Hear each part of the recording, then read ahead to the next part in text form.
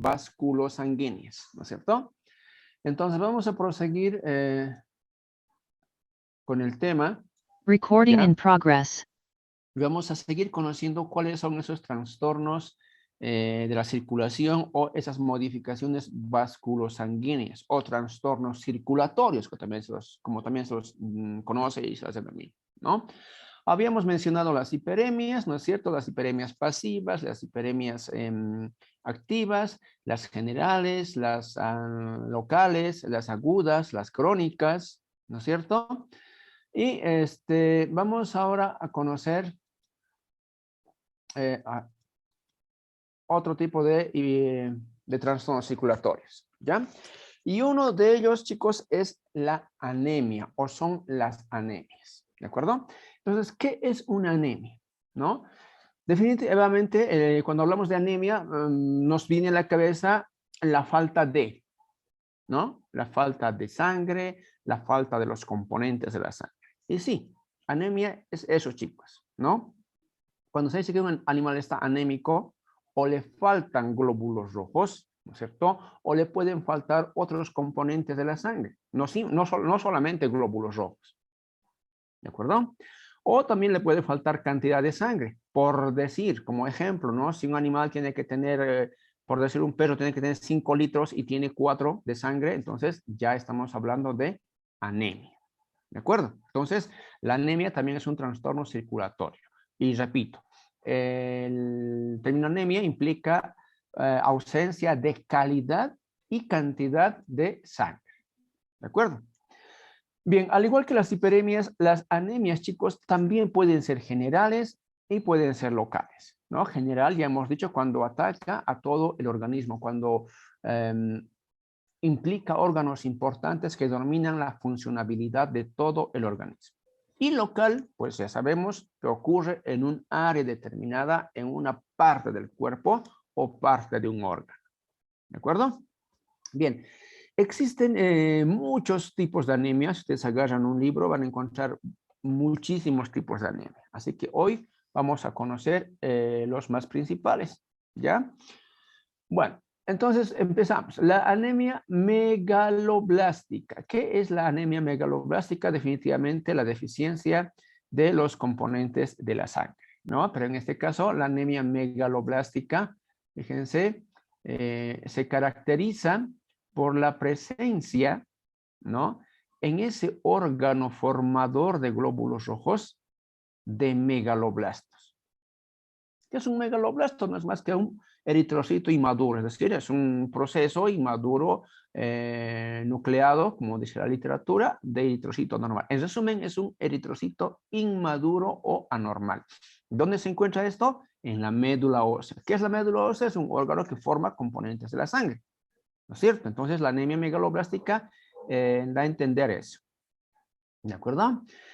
Por otro lado, este tipo de anemia megaloblástica también se presenta cuando los animales ya tienen deficiencias de vitamina B12, cobalto y ácido fólico en la dieta. ¿De acuerdo? Bien, otro tipo de anemia es la anemia mielopática o mielofísica, perdón. Ese tipo de anemia, chicos, es producida por la destrucción de los tejidos hematopoyéticos. ¿De acuerdo? Esa destrucción de los tejidos hematopoyéticos generalmente ocurre por presencia de tumores, ¿sí? O neoplasias, o también presencia de fibrosis, o de pronto lesiones invasivas, simplemente, ¿no? Una inflamación, un absceso, etc. Ahora, ¿dónde o quién es el órgano hematopoyético? Pues ese órgano que se encarga de formar los componentes de la sangre, la médula ósea. ¿Dónde se encuentra la médula ósea? Daniela. Daniela Campos, ¿dónde se encuentra la médula ósea?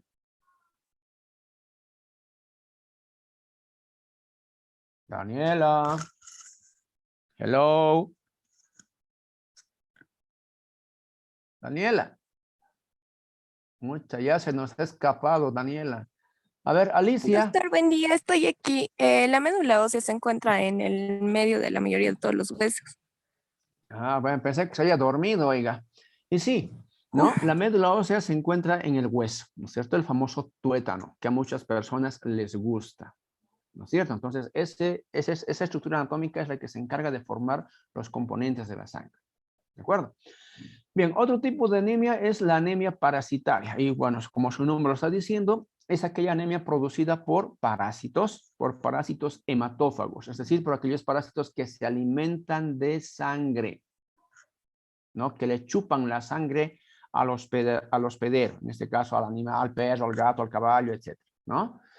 ¿Qué parásitos hematófagos conocemos? Ahí están las famosas pulgas, los anquilostomas, el famoso Aemonchus contortus en las ovejas y las cabras, que es un parásito que se localiza en el rumen, ¿no es cierto?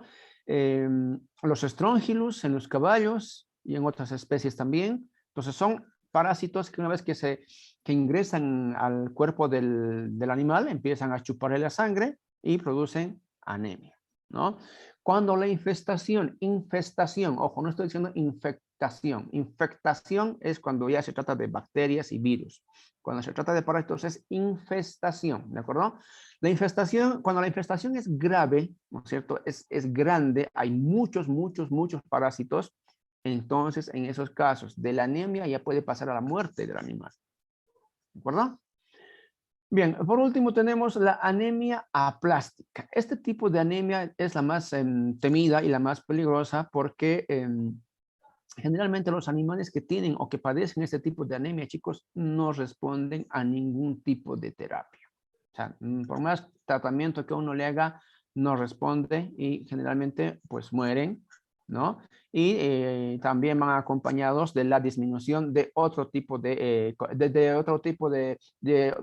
la disminución de otros componentes de la sangre, ¿no? Como los granulocitos, los trombocitos. Entonces va a haber trombocitopenia, va a haber granulocitopenia, ¿no es cierto? Entonces, esto va a ocasionar obviamente la muerte del animal, ¿no?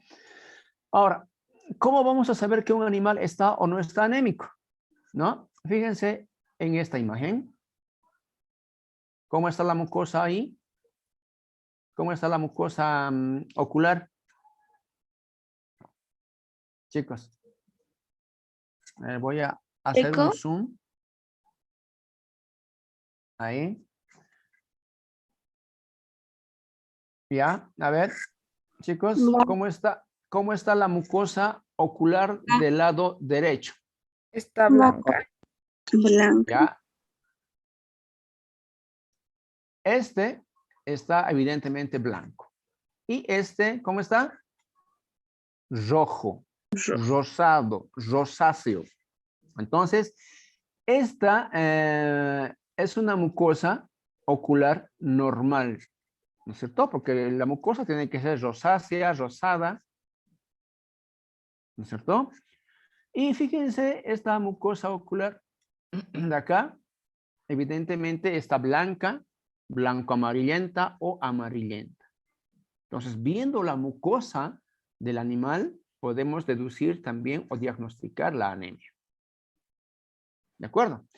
Voy a volver, voy a volver la imagen a su tamaño normal, ¿no? Y vamos a ver ahora la imagen de abajo, ¿no? Fíjense, a la necropsia, ¿cómo vamos a ver que ese animal es anémico? Bueno, al margen de los datos que vamos a hacer en la revisión externa, ¿no es cierto? Viendo las mucosas oculares, las mucosas orales, ¿no es cierto? También fíjense en la necropsia cómo se presenta un animal anémico, ¿no? Fíjense los músculos, acá, miren, el color de los músculos. ¿Cómo están los músculos? ¿Qué color tienen? Tiene una coloración amarillenta. Amarillenta, blanco amarillenta, y sí, así vamos a ver un animal anémico, la necropsia. Y la cantidad de sangre, también, la cantidad de sangre es escasa, ¿no es cierto? Y tiene un color rojo más claro, ¿de acuerdo? Entonces, son aspectos que hay que tomar en cuenta en el momento de la necropsia para poder ver si un animal es o no es anémico, ¿de acuerdo? Bien, seguimos entonces. ¿Hago alguna pregunta? Bueno, si hay preguntas, me dicen nomás, chicos. Bueno, otro trastorno de la circulación, chicos, es esto que se llama isquemia. ¿De acuerdo? De pronto han escuchado ya en alguna otra materia, ¿no? O lo han leído.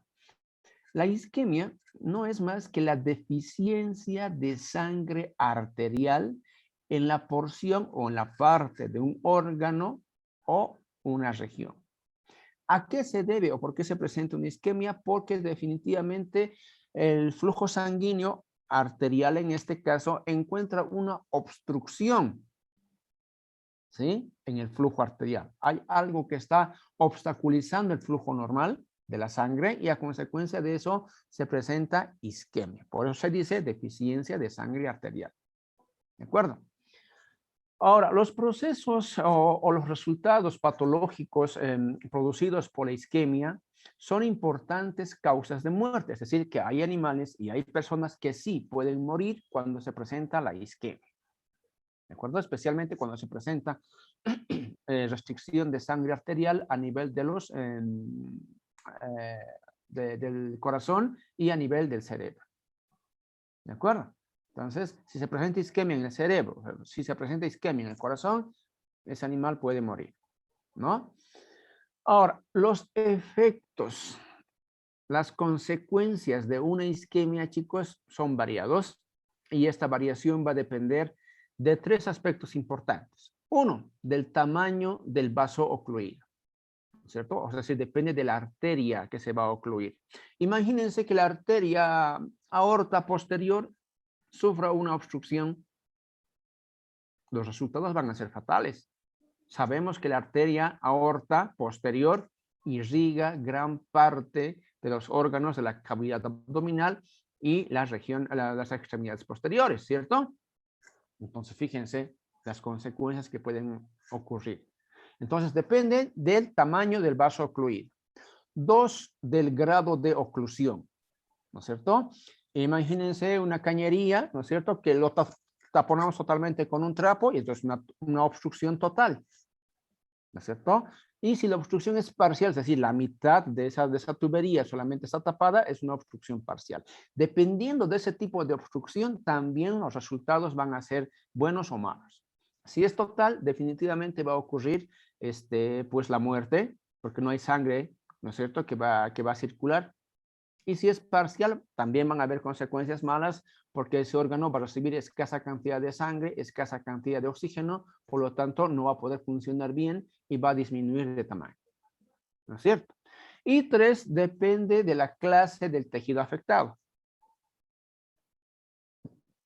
Como les comentaba, si ocurre en órganos importantes como el corazón, el cerebro, generalmente ocurre la muerte del individuo. ¿De acuerdo? Entonces, depende de esos tres factores, los efectos, las consecuencias o los resultados de la isquemia. ¿Ya? Ahora, el área afectada, ¿qué va a presentar? Una vez que se presenta la isquemia, ¿qué se va a ver en ese órgano afectado? Como va a haber escasa cantidad de sangre, porque no hay flujo sanguíneo normal, ¿no es cierto? Va a haber o va a experimentar ese tejido afectado necrosis o muerte celular. Las células que componen ese tejido van a empezar a morir. ¿Por qué? Porque no hay oxígeno, no hay sangre, no hay nutrientes que van a llegar. Los desechos metabólicos no van a poder ser eliminados, por lo tanto esa célula va a ser intoxicada y va a empezar a morir. Entonces, muerte o necrosis celular, ¿no es cierto? Lo que también se conoce con el nombre de infartación, como están viendo acá en la imagen, ¿ya? Fíjense, este intestino grueso del caballo, totalmente infartado, porque este no es el color normal del intestino grueso, ¿no es cierto? Cuando hay restricción del flujo sanguíneo, obviamente el órgano empezará a morir, se va a hacer más oscuro, ¿no es cierto? Entonces se produce la infartación o la necrosis, ¿no? Ahora, si la oclusión de esa arteria es parcial, ¿ya? Va a haber atrofia, ese órgano va a experimentar atrofia más que muerte. ¿Por qué? Porque va a haber cierta cantidad de sangre que va a llegar, ¿no es cierto?, a ese tejido, a ese órgano, pero esa cantidad de sangre, esa cantidad de oxígeno, esa cantidad de nutrientes es insuficiente para poder mantener la vitalidad de ese órgano. Por lo tanto, ese órgano va a empezar a decrecer en tamaño, es decir, se va a empezar a achicar o va a sufrir una atrofia y va a disminuir su función también. No va a poder trabajar de forma eficiente. ¿De acuerdo? Y en algunos casos, cuando el tejido necrosado, ¿no es cierto?, no es tan grande, son áreas pequeñas, entonces puede ser reemplazado o el organismo los reemplaza con tejido fibroso. Y a esto ya se conoce como fibrosis. Entonces todo, fíjense, todo depende del grado de oclusión, ¿no es cierto?, y de la arteria que sea afectada. ¿De acuerdo? ¿Preguntas hasta ahí? ¿Se está entendiendo? ¿Claro, chicos? Todo claro, Bueno, doctor. seguimos entonces. Bueno, otro trastorno de la circulación es esto que se conoce con el nombre de hemorragias, ¿ya? Todos hemos escuchado esta palabra, de pronto hemos visto, ¿no es cierto? Entonces, ¿qué es una hemorragia? La hemorragia no es más que la salida, el escape o el derrame, ¿no es cierto?, de todos los componentes de la sangre a partir de cualquier porción del sistema vascular sanguíneo. Puede ser del sistema arterial, puede ser del sistema venoso o en cualquier parte del cuerpo. ¿De acuerdo? Ahora, las hemorragias se dan por dos formas. ¿De acuerdo? Es decir, suceden las hemorragias de dos formas. Pueden ser por rexis y por diapédesis, ¿no? Se dice que una hemorragia sucede por rexis, ¿ya, chicos? Cuando cuando la pared de un vaso se rompe y obviamente, pues, la sangre sale.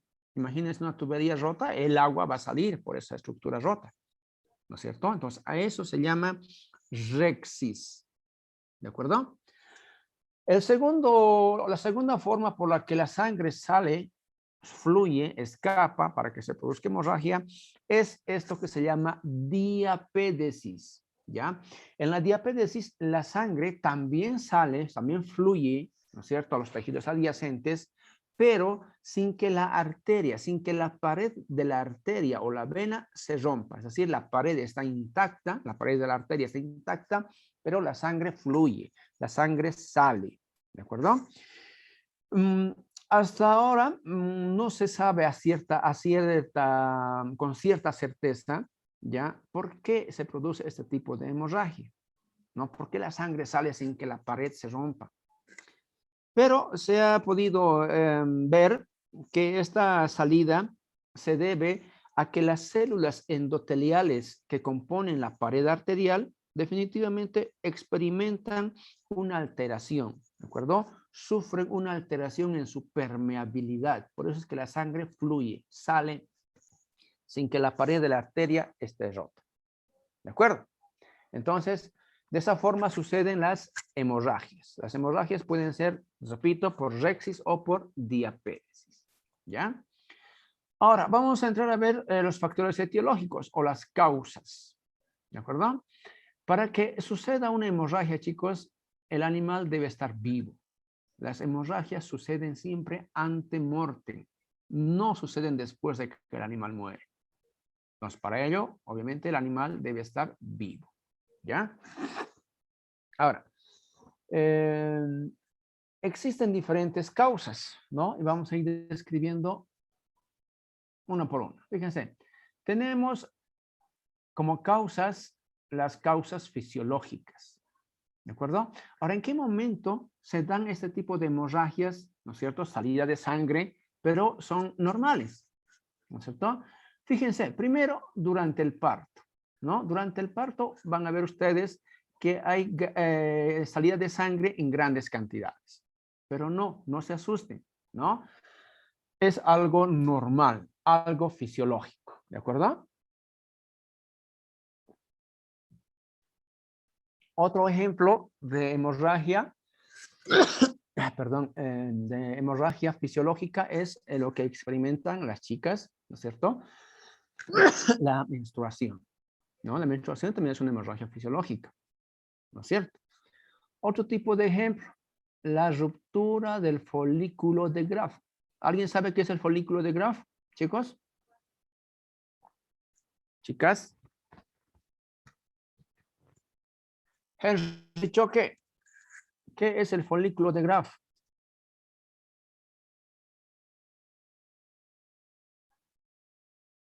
Henry. No es Henry, doctor, es Jenny. Ah, perdón, Henny. Henny, Eh, dale.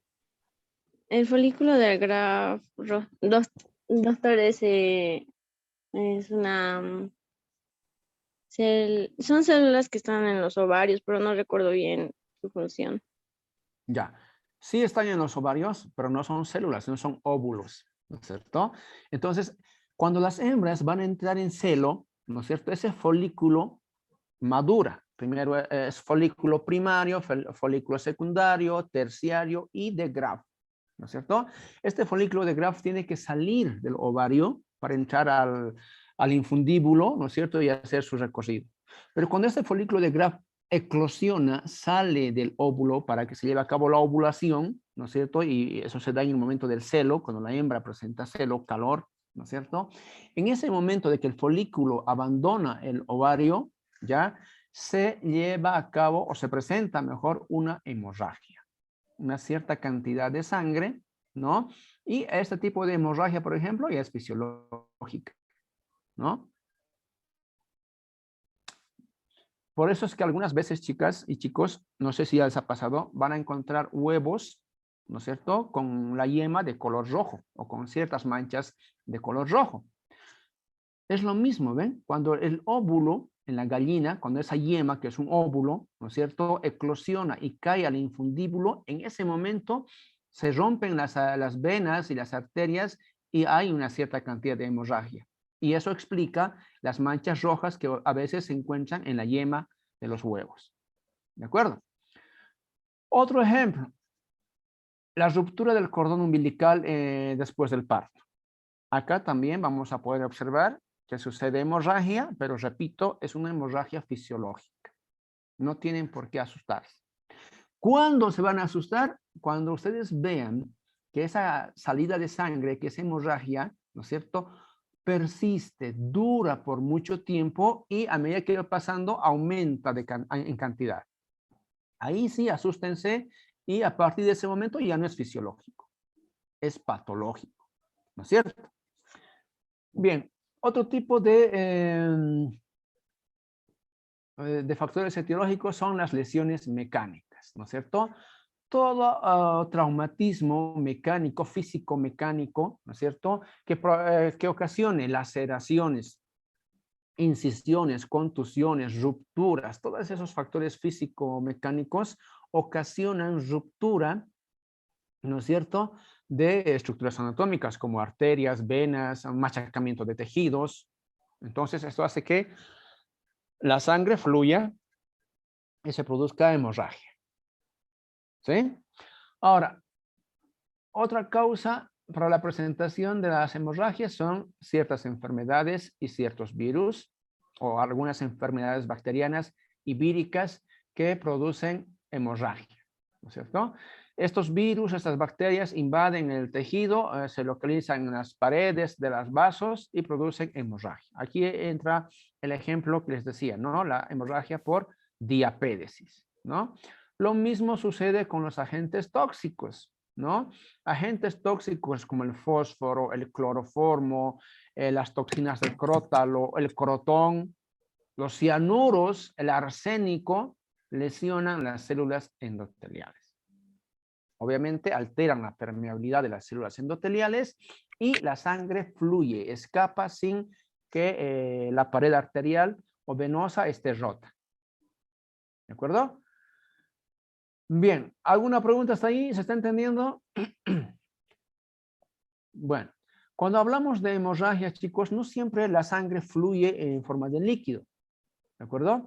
Entonces, fíjense que existe una clasificación de las hemorragias, ¿ya? Pero antesitos de hablar de la clasificación, tenemos que tomar en cuenta que esta clasificación ya se da o viene de acuerdo a los siguientes factores. De acuerdo con la fuente de la sangre, es decir, de dónde proviene la sangre. 2, el tamaño de la colección, el tamaño de la cantidad de sangre que salió, ¿no es cierto? Y por último, la localización dentro del cuerpo. Tomando en cuenta esos tres factores que acabo de mencionar, las hemorragias, chicos, se clasifican en, primero, hemorragias petequiales. Las hemorragias petequiales, ya, son, como ustedes pueden apreciar acá, ¿no es cierto? Pequeños puntilleos finos. Voy a cambiar de, para que ustedes vean mejor, ¿no? Acá. Son pequeños puntilleos finos que tienen un diámetro no mayor a 1 milímetro. Fíjense, ¿no? Aquí, bueno, acá también hay. Entonces, estos puntitos, estos puntilleos pequeños, finos, que no tienen más de 1 milímetro de diámetro, se consideran hemorragias. ¿Cómo se llaman? Petequias. Por lo tanto, hemorragias petequiales. ¿De acuerdo? Cuando ustedes encuentran este tipo de hemorragias, tienen que deducir, chicos, que ese animal tuvo o tiene una infección sistémica grave, una infección generalizada grave. ¿Por qué? Porque la sangre, fíjense, ha escapado, ¿no es cierto? Ha salido y se ha acumulado en forma de puntitos. A eso se llama hemorragias petequiales. ¿De acuerdo? Bien, otro tipo de hemorragias son estas que se llaman hemorragias equimóticas. Las hemorragias equimóticas, chicos, también son pequeños puntos circunscritos, ¿ya? De unos cuantos milímetros de diámetro hasta 1 centímetro de diámetro. Es decir, que son puntitos mucho más grandes, puntos de sangre, obviamente, acúmulos de sangre, mucho más grandes que las petequias, ¿no? Entonces, el diámetro en este caso va desde unos cuantos milímetros hasta 1 centímetro de diámetro. ¿De acuerdo? Bien, existen también otro tipo de hemorragias denominadas hemorragias lineales. Perdón. Hemorragias lineales, ¿no? Estas hemorragias lineales, como su nombre está diciendo, son aquellas que se presentan en forma de líneas, ¿no? Aparecen como líneas, ¿no? ¿Dónde se encuentran generalmente este tipo de hiperemias? En la mucosa del tracto gastrointestinal, ¿no? Es común ver este tipo de hemorragias cuando los animales tienen gastroenteritis, diarreas, infecciones del tracto digestivo. ¿De acuerdo? A veces también se presentan en la superficie de los órganos serosos. ¿De acuerdo? También en superficies de órganos parenquimatosos como el hígado, como el riñón, ¿no es cierto? Ahí ocurre ciertos hilitos de sangre, bueno, que también son consideradas hemorragias lineales, ¿de acuerdo? Ahora, también existen unas hemorragias llamadas sufusiones. ¿Qué es una sufusión? Una sufusión no es más que, fíjense ustedes, áreas, ¿no? Fíjense, áreas irregulares, es decir, que no tienen forma, ¿no es cierto? Son planas y difusas, pero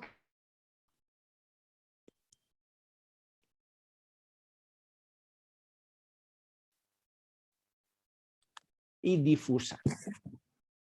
¿De acuerdo? Por último, chicos, tenemos los hematomas. Los hematomas también son acúmulos de sangre, pero ya a diferencia de las sufusiones, son acúmulos de sangre más grandes, ¿no es cierto? Algunas veces sobresalen sobre la superficie del cuerpo, pareciera que fuera una infección, un absceso, pero cuando uno drena ese bulto que sobresale, pues sale sangre, es un hematoma. O también se puede presentar en el interior del cuerpo. ¿De acuerdo? Entonces, cuando hablamos de clasificación, chicos, nos referimos a las petequias, equimosis, hemorragias lineales, sufusiones y los hematomas. ¿Está claro? Bien, ahora existen diferentes términos que se aplican cuando vemos la salida de sangre ¿no es cierto? Pero esos términos se aplican dependiendo a dónde o por dónde sale la sangre. A ver, por ejemplo, cuando vemos que hay salida de sangre por la nariz, ¿ya? El término correcto a aplicar, ¿no? Es epistaxis. Por la nariz, por las fosas nasales, por los hollares, ¿sí? Esta epistaxis es común ver en caballos, ¿no? En caballos, los caballos son más sensibles, por ejemplo, en las carreras, ¿no es cierto? El aire ingresa por esos hollares tan amplios con la fuerza y puede lesionar las paredes arteriales. Entonces empieza el caballo a sangrar, ¿no? Y eso se llama epistaxis, repito, ¿ya?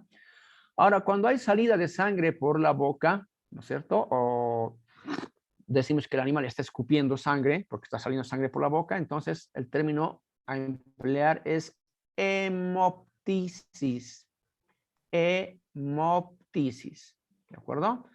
Ahora, cuando hay salida de sangre por el ano, ¿no es cierto? Se denomina metrorragia. Perdón, no es por el ano, ¿no? Cuando hay salida de sangre por la vulva o está comprometido el útero, ¿no es cierto? Entonces, metrorragia, salida de sangre por la vulva, por la vagina, ¿de acuerdo? Hematuria es la salida de sangre con la orina, ¿de acuerdo? Y enterorragia es lo que les comentaba hace rato. Enterorragia es cuando ya la sangre sale por el ano con las heces, ¿de acuerdo?